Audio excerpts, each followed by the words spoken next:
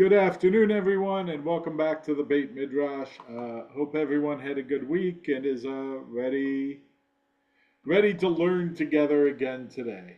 So let's dive in to our part two, chapter 3 of Israel at the Center, largely dealing with religious Zionism. Opening thoughts, comments, questions, reactions, ponderings, ruminations. Yes, Steve, yes, Stuart. Yes, last week I mentioned that in looking at various issues, not just Israel, but there's the idea of non-Jews and how non-Jews see Jews and interpreting various issues. And there were issues about Jews themselves internally having problems. Well, this whole chapter was a great example of how Jews argue among themselves. And Right. I don't know what the answer is to all the questions, but it does show the nature of Jews even talking to themselves internally. What's the line about two Jews, three opinions? So, um,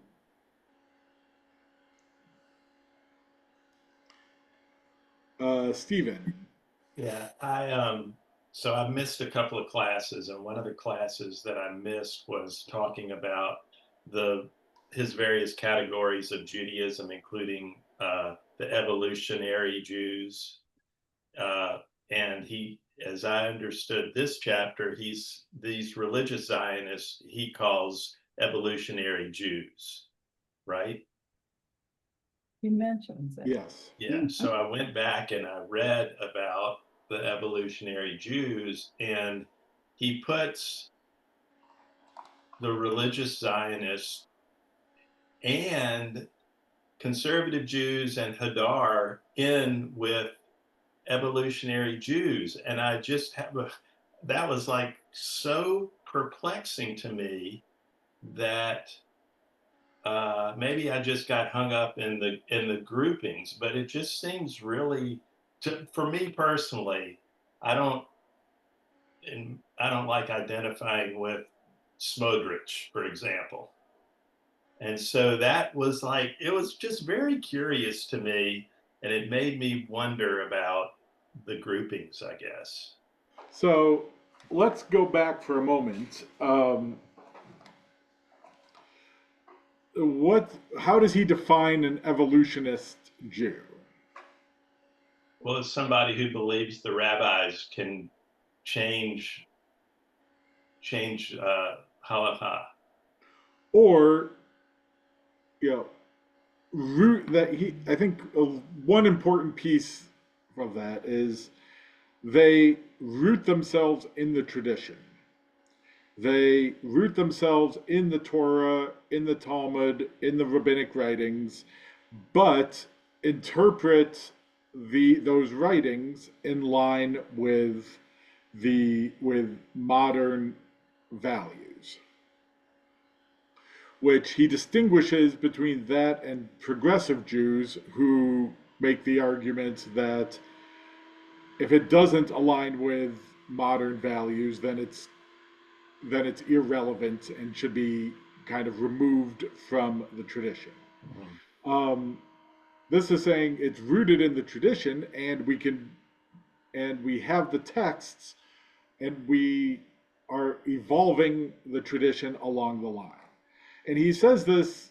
He says it both earlier in the chapter on evolutionist Jews, but also says it here in this chapter towards the end of evolutionists. You can go either direction with it. You can evolve it right to the right or to the left, and you just have to be. That's something that he kind of says the evolutionists are going to have to wrestle with. But you look at classical conservative Judaism. What was the catchphrase for classical conservative Judaism? Anybody remember? They changed it a few years ago, but it was tradition and change. Mm. That the whole reason it's called conservative Judaism is because we conserve the tradition as much as possible, but note that it can evolve over time. And so a lot of, I, I would argue, probably a pretty good number of conservative denominational clergy are probably evolutionists because um, that's what the seminaries have been teaching for many years. Um, but Feldman does acknowledge that if you're saying that the scripture and the tradition can be read in a particular way, it can also be read in the opposite way. And there's evidence and there's text in the tradition that can prove either side if you learn it hard enough. So that's where he's kind of making the warning that you have to be wary on how you do it. Does that answer your question a little bit? Yeah, it does. I guess I just have to be wary. Yes. Christine, you have your virtual hand raised. Yes. I think the thing I found so valuable in this chapter was differentiating, or at least putting into a timeline, the difference between secular Zionism and religious Zionism, and then tying together what has um, evolved over the past 30 years in particular with regard to marrying political stance with Zionism, especially in America. And this uh, this sentence kind of struck me as toward the end of the chapter. American Jewish Could you give us evolutionists, a page? yes, page 210. Thank you. American Jewish evolutionists, whether right wing or left wing, need to understand that religious Zionism is at its as as it is presently developing in Israel, is increasingly diverging from contemporary American ideals about how all people should be treated and what rights all people deserve. And I think that's always been my personal problem with Zionism, especially with what's happened in the past few years. And kind of putting that into a greater context was helpful for me. Um, so for whatever that's worth. Excellent. Thank you for sharing. Barbara Brandy? I appreciate what Christine pointed out, but my question is a little bit more in line with Stephen's, and that is that this tradition comes so much from Midrash. And where does Midrash come from? It's not, it's an interpretation of textual stuff. And there's so much there, you can be up, down, in the middle, and sideways with interpretation based on who you're talking to.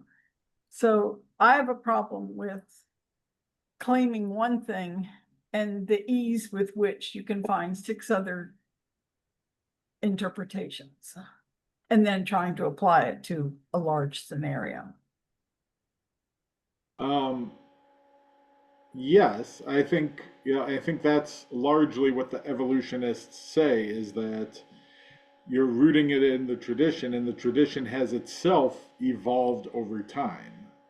But I'm not sure I followed your last point. I'm not sure I remember my last point because after all, I'm old. But no, I think I'm just trying to point out what you said, that there is so much diversity that it really depends on which midrash you're reading. Are Yes. you reading a midrash written by some old man rabbi, X number of years ago, or are you reading a modern midrash from a woman author today? Or, you know, balancing the scales a little bit, which old man midrash from 1,000 years ago are you reading? Exactly. Um, Some of them may have been. which one are you prioritizing over the other? And I think that's what Feldman is trying to point out a little bit is that yes, if you're taking an evolutionist point of view, Yes, you can easily make the argument that the tradition has evolved over time, and you go back to the Tanur Shel Achnai story of how we make cases and how we make decisions, which he cited in the chapter and in the earlier chapter, and says that it's the rabbis are pretty open to the fact that they're the ones making the decision, and they acknowledge that. And as such, it's designed in a way that that it can evolve, and because if it stops speaking to us in a particular time and place, then what's the point of following it? My teacher, Rabbi Elliot Dorff, has written extensively on how Midrash and how the rabbis read the Torah is very similar to how the judicial court system in America reads the Constitution. Yeah. Because you look at it that way, it's a particular document written in a particular time and place, but that it speaks to all times and places, and how do we interpret it so that it continues to address issues that it wasn't intended to address, and would have had no knowledge of to address. Um, I think what Feldman's trying to point out, though, is that when you do that, there's thousands and thousands of midrashim floating around, and if you're going to say that it has evolved, and you're going to show it from particular midrashim, which midrashim are you prioritizing? And what he's saying is you can do this in a right-wing way, and that's what most of this chapter is trying to show, is you can take whereas Hadar generally doesn't. I think there's a lot of rabbis who would say the conservative movement largely doesn't. You can take an evolutionist stance to evolve towards the right wing politically. And you can also do it, as he points out towards the end, on the left wing politically, and that's something for the evolutionists to have to wrestle with. Is yes, you can do it either way. How do you bridge the gap between them in the end? How, as he said, one of the lines up towards the bottom of 210, the crisis facing evolutionist Jews is how to balance those different possible interpretations of the evolving tradition.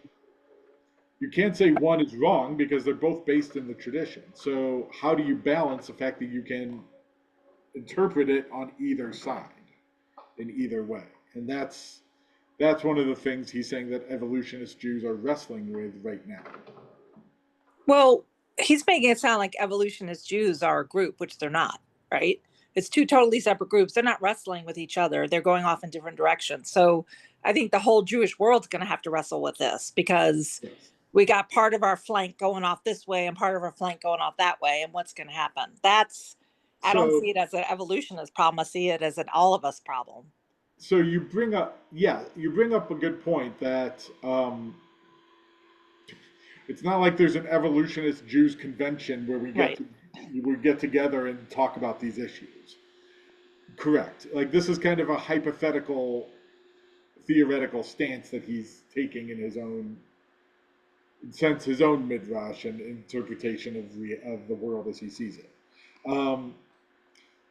However, if you are a traditionalist, you're kind of looking at some of this as, well, I don't know how they're getting there, but whatever. If you're a progressive, you're looking at it as, this is absolutely wrong and despicable, and I don't know how you could possibly get there. So, yes, but I think, for those of us who see ourselves as evolutionists, you say that's fine. You just have to acknowledge that your way might not be the only way to interpret it. Stuart and then Cindy. So, one good example in this chapter of, I think, what we're talking about is trying to understand the concept of the Messiah. And do you believe, on the one hand, that the Messiah is a physical person who's going to walk on this earth, or according to the religious Zionism, that the Messiah is the state of Israel itself? I'm not sure. Of course, I tend to believe in that direction, that the Messiah would be Israel itself. I'm not totally certain of the logic that he built to create that idea, but I think it is a wonderful way to think of the Messiah. Yeah, you know, this is very much, as he describes it, very much centered in the concept of Mashiach and the Messiah as, or Israel's role in bringing about a messianic age. Um, and he talks about how classical, what I'm taking classical when he says it around 192. I'm interpreting that as secular Zionism also. Is that it's about the land, um, that the people would redeem themselves by establishing themselves with a Jewish state. Um, but they kind of took the religious out of it. So it no longer was about God sending a messianic figure, it was about the Jewish people establishing for themselves a Jewish home in their Jewish homeland. Um, what I found fascinating was, great, once we have that, now what? And that's kind of where he goes later in the chapter. It was like, you know, up until about 1973, we've established a Jewish homeland. We are secure. We are good. What does secular Zionism now have to offer us? We've accomplished its goals. So now what? And then, especially with the trauma of the Yom Kippur War in '73, it created kind of um, a philosophical vacuum, I guess, in a sense, or to say, okay, well, you know, maybe this secular Zionism isn't enough. And how do we now take that? And so there, the religious Zionists kind of filled the gap that secular Zionism had kind of voided, had kind of fallen out of, at least in the Israeli mindset.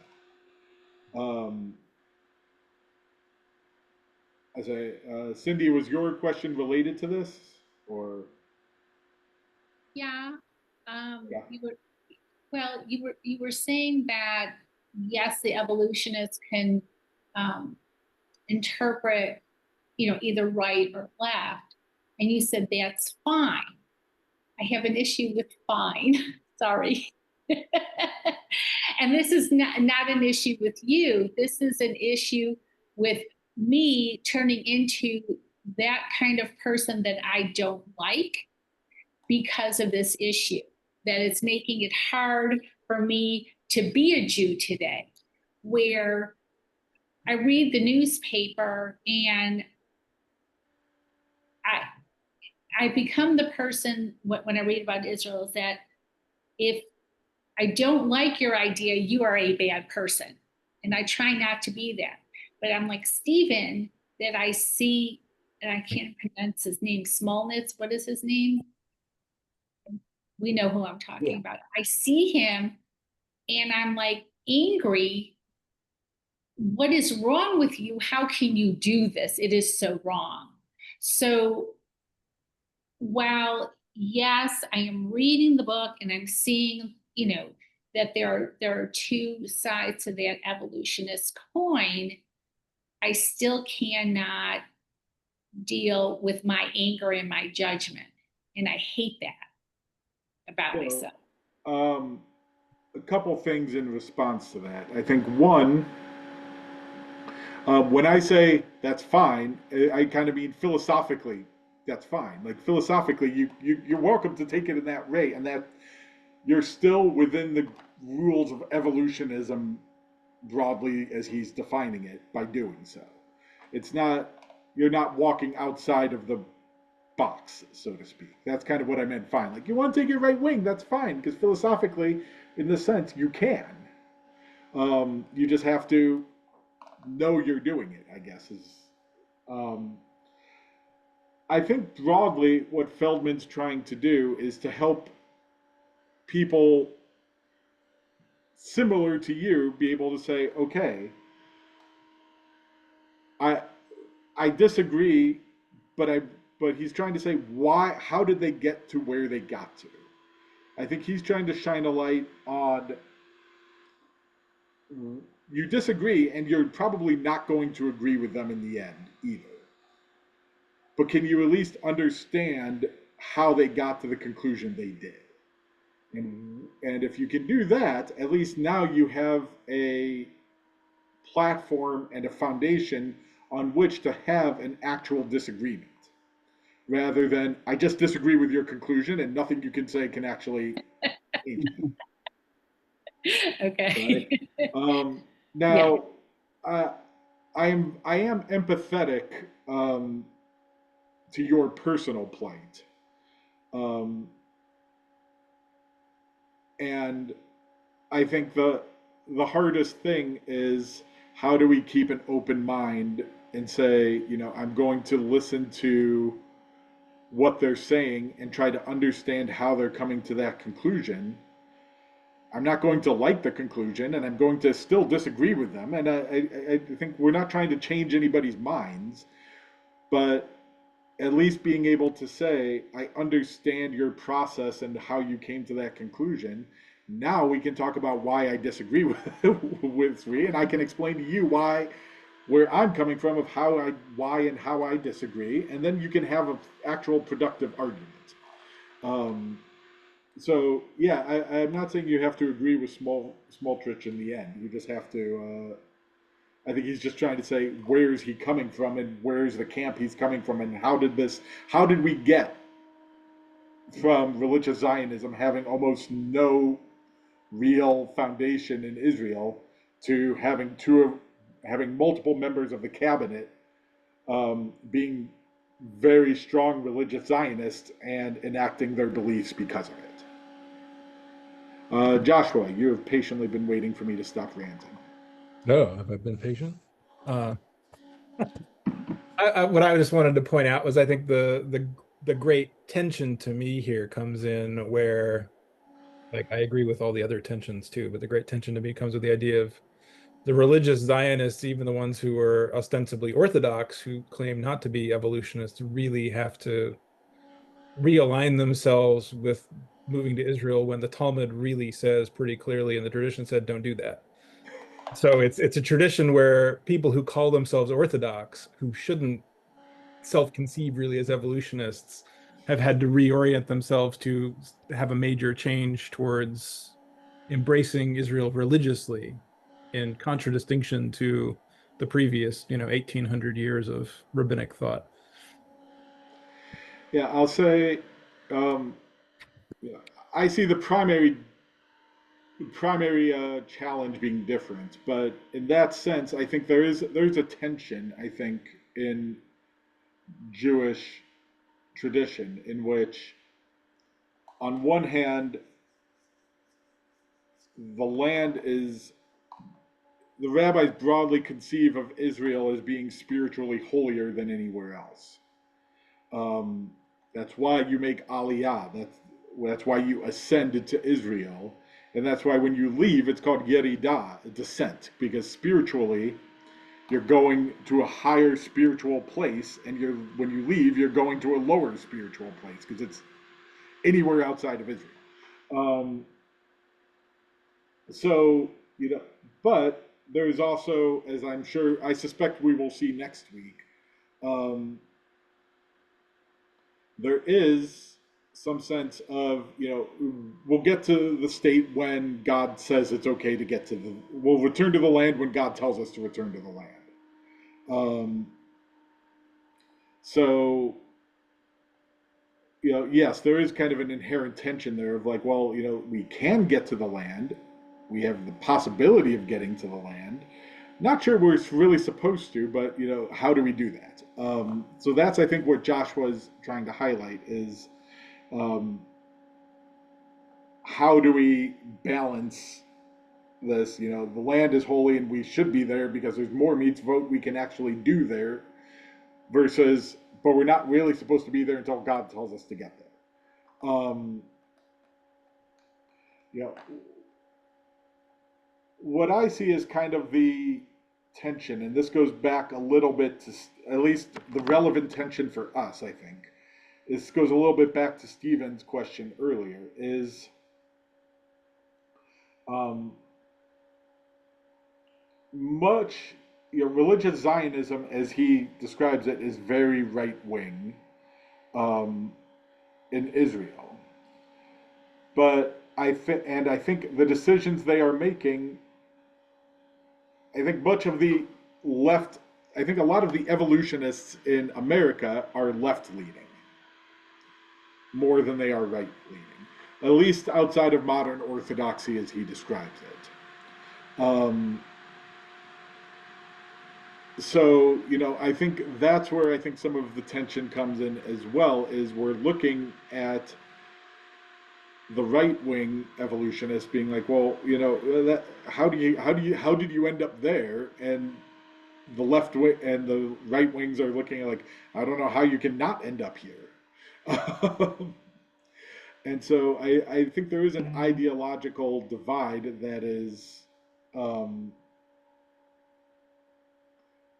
posing kind of a broader challenge between, I think, American Jews and Israeli Jews, who, a lot of American Jews see, okay, like, I can understand supporting the state, I can understand the Zionist part, I can even understand the religious part, but where do you draw the line of that's too far on the religious end? But you're saying American Jews versus Israeli Jews, but there are a lot of Israeli Jews who also are not right wing, right? Yes. Isn't there a divide in Israel as well? Yes.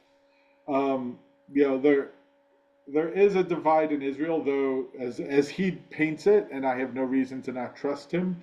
I haven't fact checked his stats, but him saying that religious Zionism had the most seats in the Knesset it's ever had, I kind of have no reason to doubt that that's not true.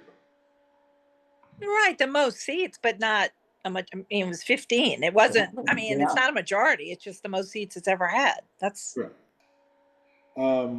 But that's also one party versus there might be religious Zionists who are part of other parties. But I think he's trying to highlight that it has evolved into claiming a particular power that it hasn't right. previously, and he's trying to describe how did it claim that power.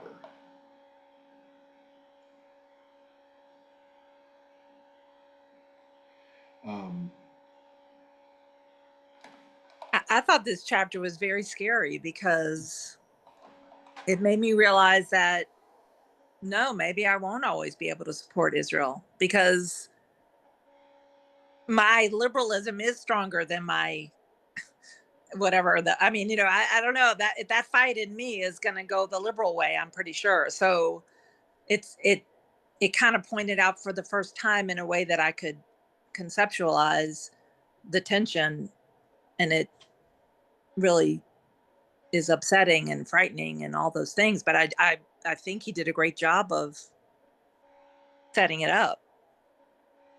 And I think that's where a lot of American Jewish establishments are getting scared also.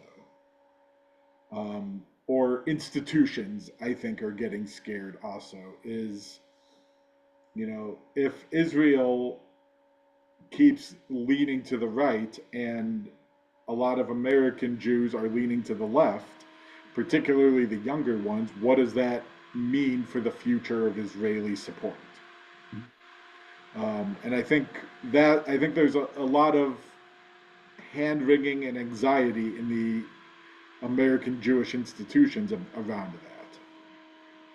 Lisa, I saw your hand up before, and then Diane, did you have yours up? Okay, Lisa, and then back to you. Yes. So I agree with what you were saying, Rabbi, and with a lot of what's been said. First of all, I deeply, deeply, deeply dislike Smotrich.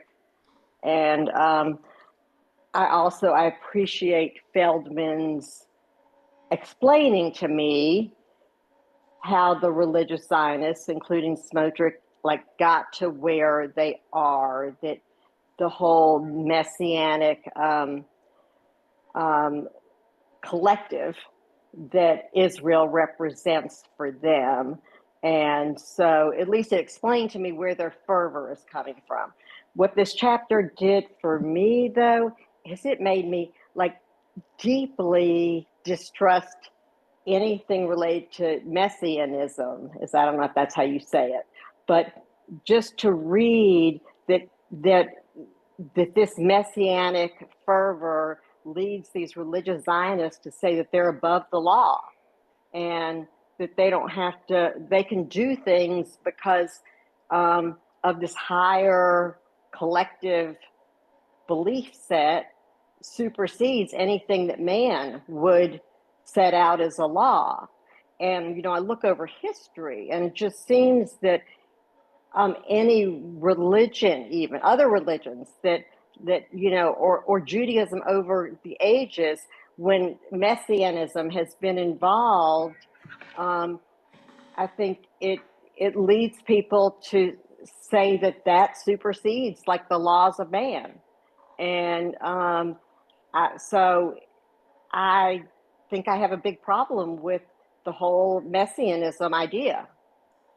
Well, I'll even broaden it slightly for based on what you're saying. Is for those who came to my Torah on Tap a couple weeks ago, I brought in a text from Masua Sagiv, who works at the Shalom Hartman Institute in Jerusalem, and one of Sagiv's texts that she brought in is around how do we talk about politics.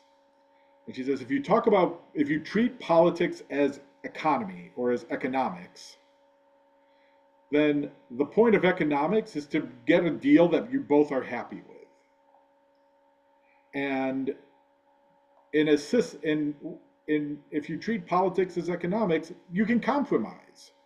You can deal, you can talk back and forth and get to a medium place where you're both feeling somewhat satisfied by the end of the conversation.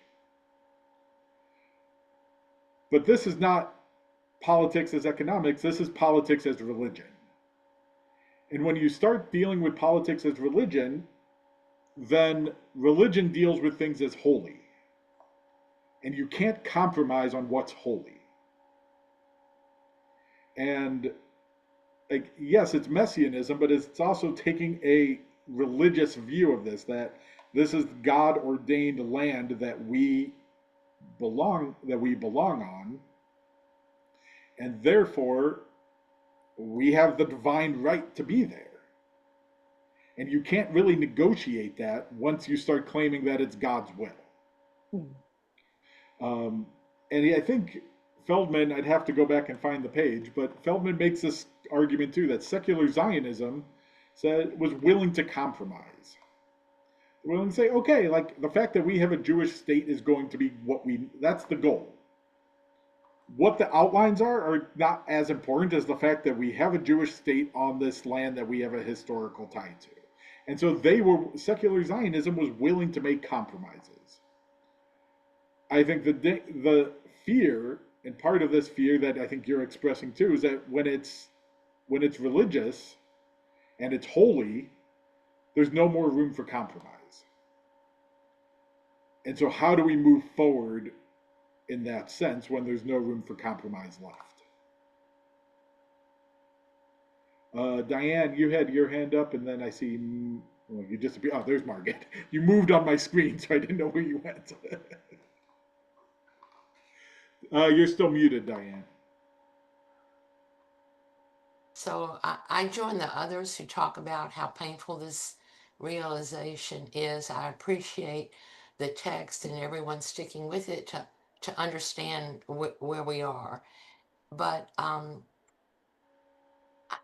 guess what I really struggle with is the religious Zionists are intelligent people, even with their fervor maybe overclouding part of their thought and decision making. It seems what I can't quite come to terms with is we are turning young people away. Um, People our ages are having a terrible struggle.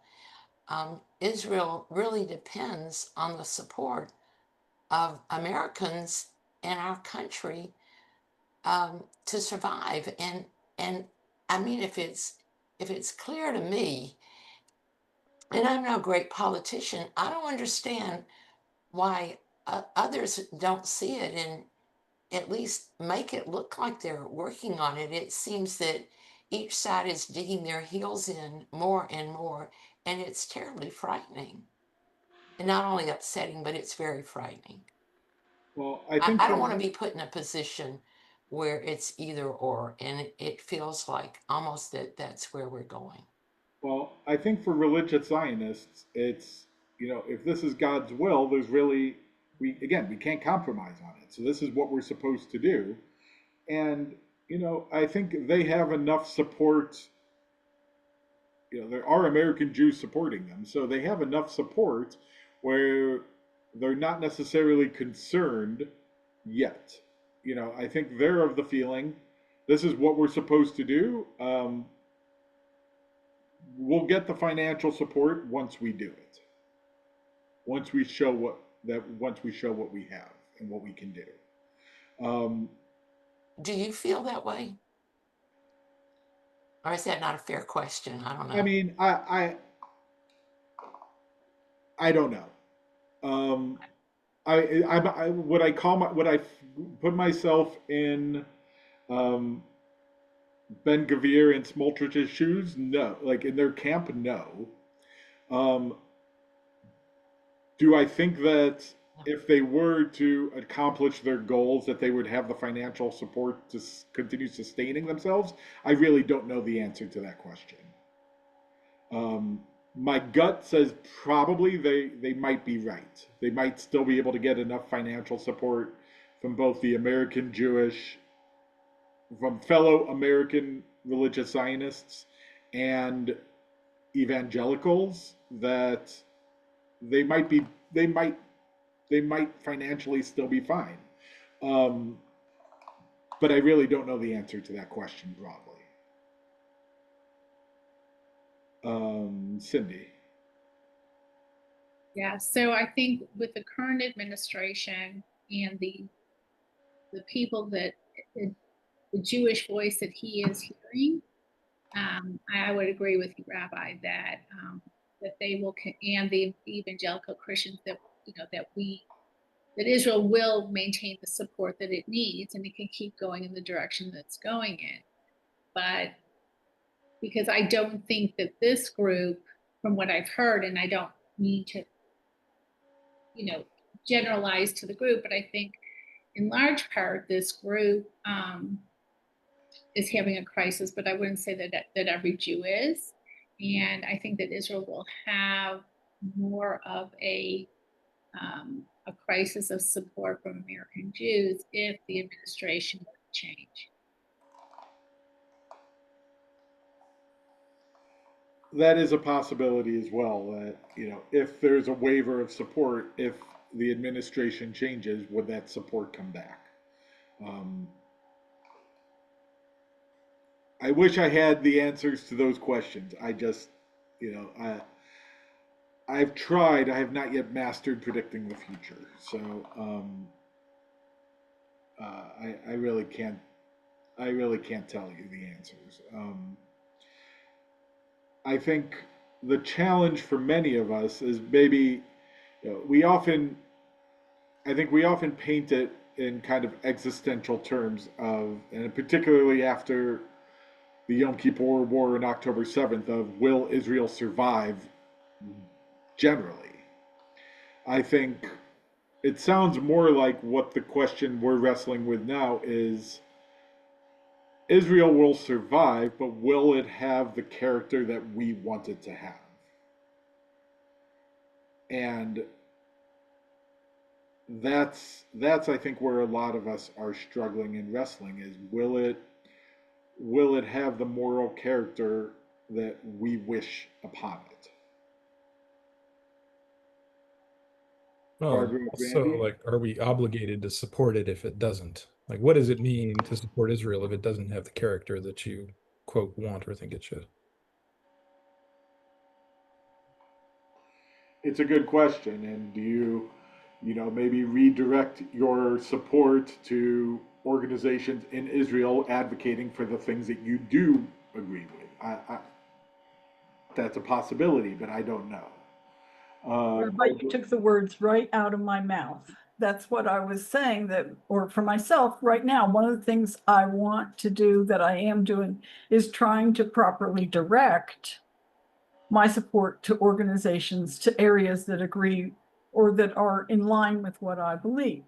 On the other hand, I know that they were getting support somehow. That support is being diverted to something else if they were getting support from other organizations or from the government. So I can try to direct my support, but it is a big question. It is a big question because my personal support isn't enough to change what's going to happen. I would love to know now that Birmingham is starting its campaign, is Birmingham speaking in any particular direction? Because as you said, support comes from all Jews, and there are so many Jews outside of Birmingham that think differently than we do. We don't even agree here in town, but that's okay. Margaret. I really appreciated this chapter and explaining how things got to the point where they are. I really had not understood all of the filaments that came together, but I have maybe a sort of underlying philosophical question, and that is whether it is possible, in fact, and this has kind of worried me for a long time, whether it is possible, in fact, to have a society that is both religious and liberal.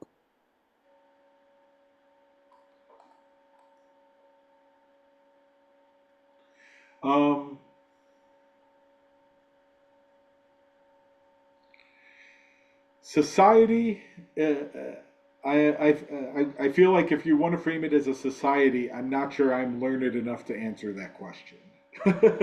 I don't expect anybody to answer that You question. know, I think there are communities Yes. that are finding a lot of success in terms of being religious and liberal in various places. Um, as a broad society, is that possible? I am not. I am by no means smart enough to answer that question. I mean, I just think look over history and look over the theocratic governments in existence at the present time, and those two concepts seem to be incompatible in small groups, and in cases, I think there are people who are some of the older Zionists who can be secular Zionists on one hand and religious on the other.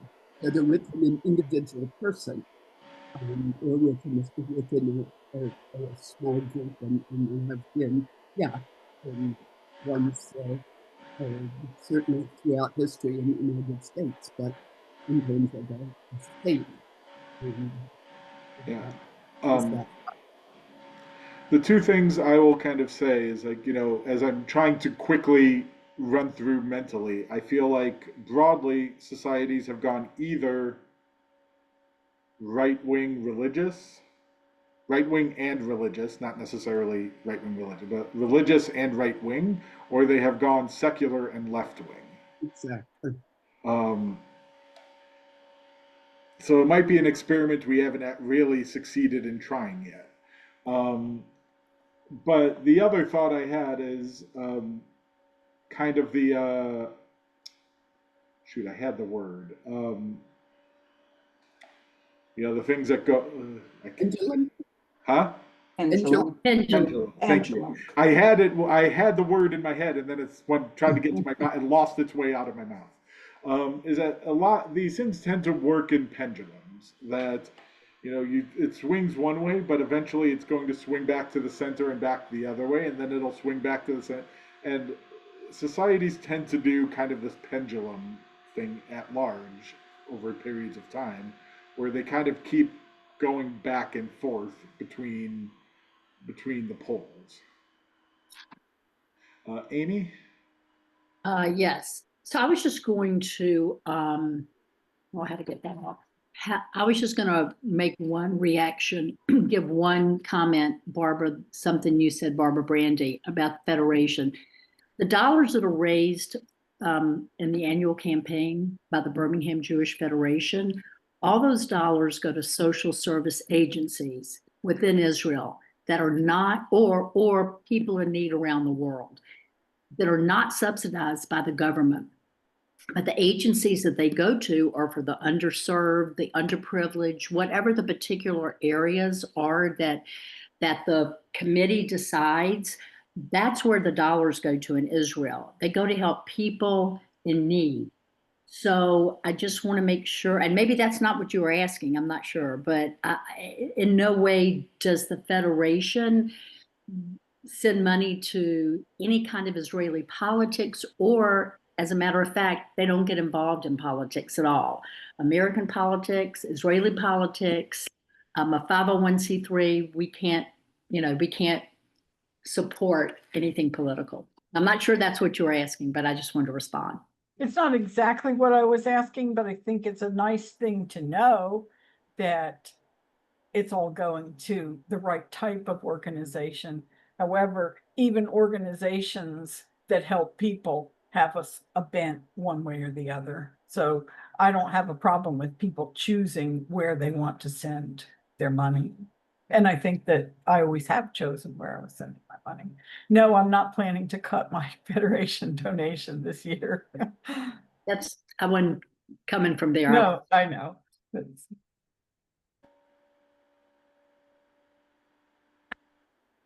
Yes, Barbara. I wanted to follow up on when you were talking about liberal versus religious.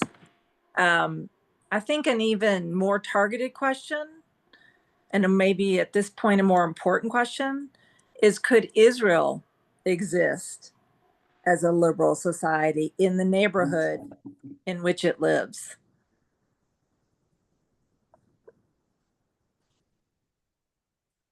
I think Margaret's question was more broadly philosophical of can any society do it? Yes, your question is more targeted, but can there be any society that is both liberal and religious? And will they be able to survive doing so? And I think it's an interesting question. Is if the security concerns Right. Israel are real, and I think they're real in a way that Americans have a hard time wrapping their heads around because it's just way outside of our personal experiences. I've told this story. I don't know if I've told the story here, but I've told the story before on 9/11. I was in college on 9/11, and my first class was a 9 o'clock Hebrew class that was taught by a Israeli woman. And she walked in, and everybody in the class was kind of like hunched over, like really down. And she walked in, she's like, "What's the matter with you?" We're like, "Whoa, like the planes and the towers and like we're going. And she's like, yeah, and she's like, this is what we live with in Israel all the time. There's terrorist attacks all the time. What do? We continue with our lives because that's the only way we can do it. And she's like, so what are we going to do? We'll start our class, and we're going to have class because that's what we do. So, in some sense, for us as Americans, that was like such a massive moment in our heads because it's something so out of the ordinary for us. For Israelis, it's like, okay, a terrorist attack. Like, what's new? The point is, like, the security issues are real in a way that we have a hard time fathoming because it's outside of our experience. Can you maintain the security in a liberal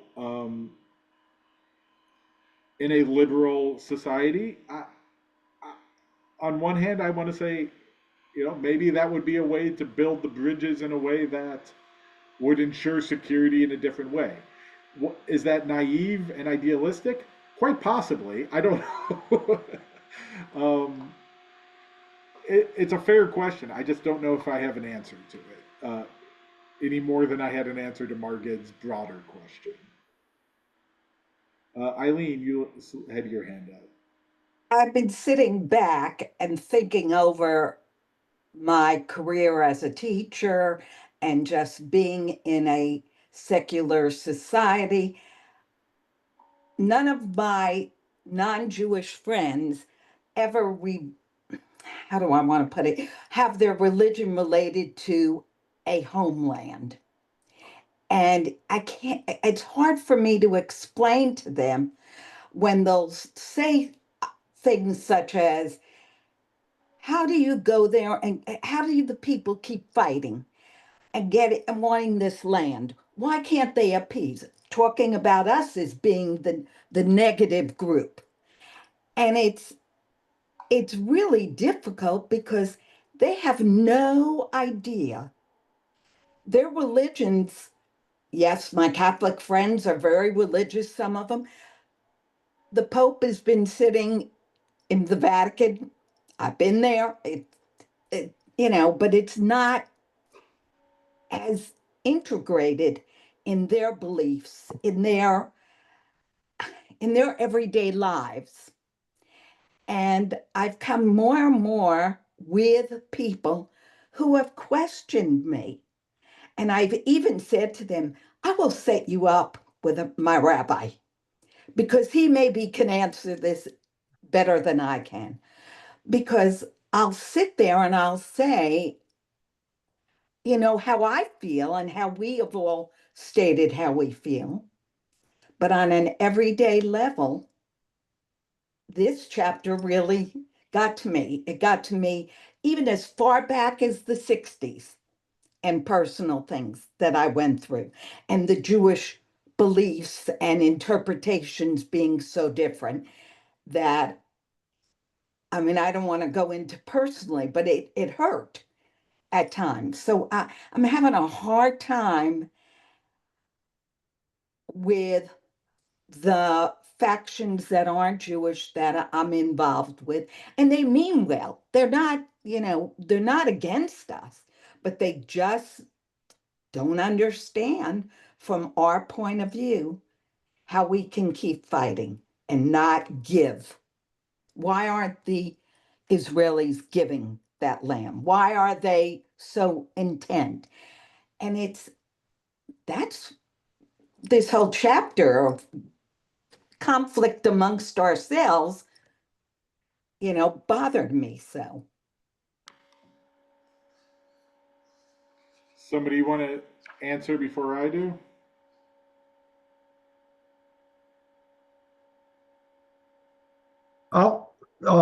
Eileen, I'll tell you how I handle it.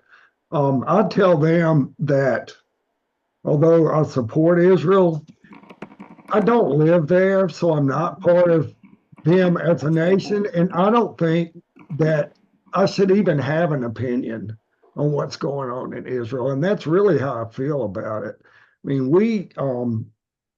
my wife has family in Israel. Her family came to Birmingham from Israel. I mean, they are the family that stayed behind was the Slonim family that were murdered in Hebron. But I really don't have an opinion about what's going on. So I don't have all this angst that so many people do. And that's how I answer.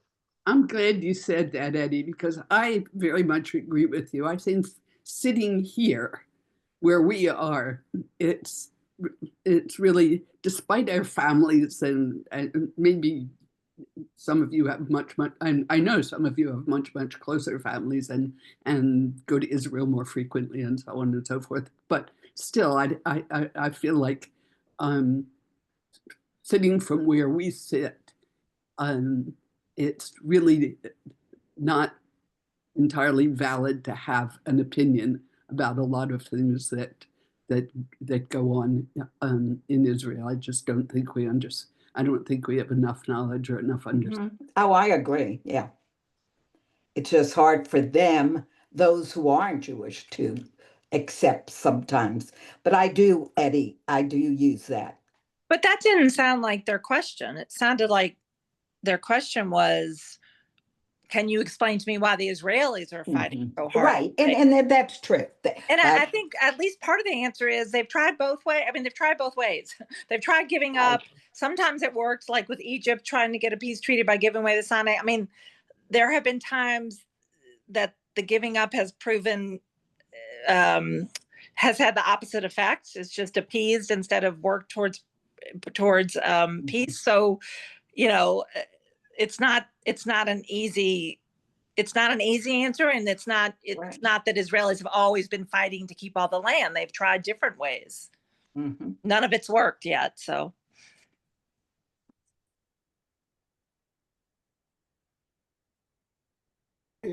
as I was listening and as you were asking, I realized I don't think there's a single answer. No. And in some sense, I think the answer actually depends on your theological bent, which is a little bit of the argument I think Feldman is trying to make. From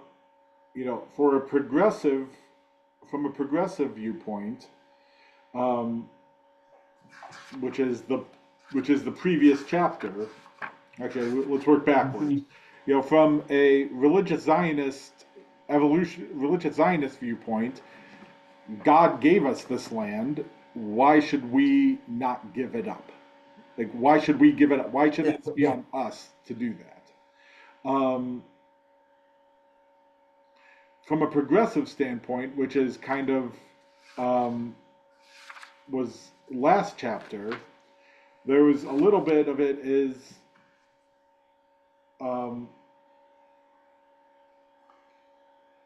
it becomes the refuge for the Jewish people as a whole. That Israel is a place where we, as a Jewish people, know that we can be safe and Jewish there in a way that we might not be able to everywhere else, particularly after the Holocaust. From a secular point of view, which was 2 chapters ago, there's a lot of there's nationalism and society and religion and spirituality all kind of tied up in this land based on the fact that we have 3,000 years of history tied into that land. And we can date ourselves back all that time. So it's kind of, in a sense, there's a feeling of, we were kicked out. Why couldn't we come back? So again, I don't think there's a single answer to this question, and I suspect next week we'll probably get an additional answer to the question. I think the answer depends a little bit on, your own personal point of view and theological bent. Why can't there be peace? Well, because it's complicated. That's right. That's what I'm saying. As I keep saying, I feel like I've been saying this a lot. If there was a simple solution, we'd have done it a long time ago. But there's not. So, we're all still wrestling with how do we achieve peace? How do we secure the Jewish home? How do we make our Jewish home be a place that we are proud of, and that we want to support? How do we wrestle with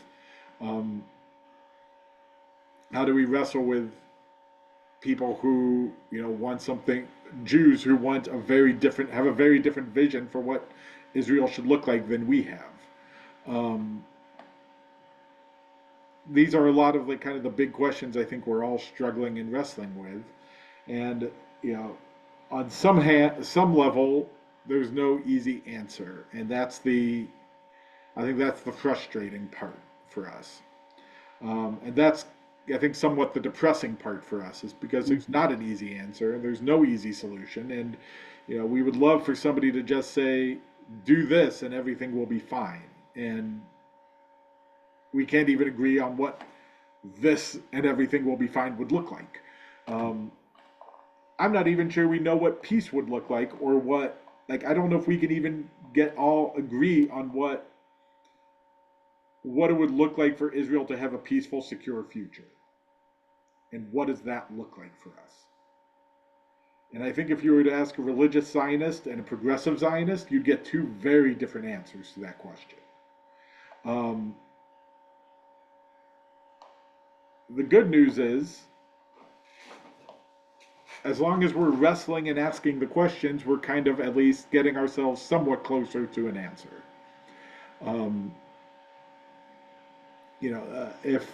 If we just put our heads in the sand and try to ignore the question and hope it goes away, it's not going to go away.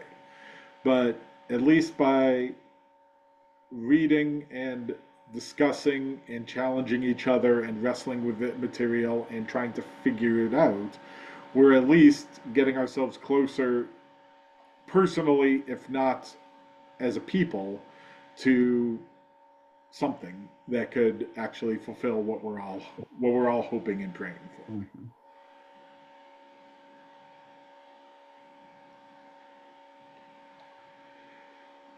Any other thoughts, comments? Those were excellent last words, I think. Mm-hmm. Hopeful. So I just turned the page and I think I know where it's going. The next chapter is going. Yeah. But at least based on our conversation, it doesn't sound like the most hopeful chapter. Israel without Zionism.